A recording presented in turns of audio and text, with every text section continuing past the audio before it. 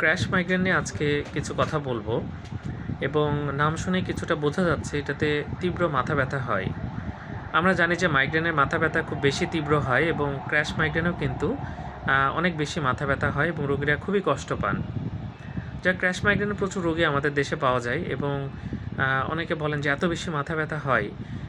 যদিও এটা সঠিকভাবে ডায়াগনোসিস করা একটু ডিফিকাল্ট, তারপরেও আমরা চিন্তা করে থাকি যে এটা হতে পারে। মাইগ্রেনের ব্যথাই তীব্র হয়। মাইগ্রেনের বিভিন্ন প্রকারভেদ আছে, তার মধ্যে একটা প্রকার হচ্ছে ক্র্যাশ মাইগ্রেন। যাক, এখানে হঠাৎ করে সাডেন সিভিয়ার হেডেক হয় এবং থান্ডার ক্ল্যাপ হেডেক হয়। সেই ধরনের একটা তীব্র মাথা ব্যথা থাকে এবং এরকম যদি বারবার হয় তাহলে বেশ কিছু ওষুধ আছে যেগুলো খেয়ে গেলে এই ব্যথার প্রকোপ কমে। আর যখন ব্যথা ওঠে তখনও কিন্তু কিছু ওষুধ আছে যেটা দিলে কিন্তু কিছুটা আরাম হয়।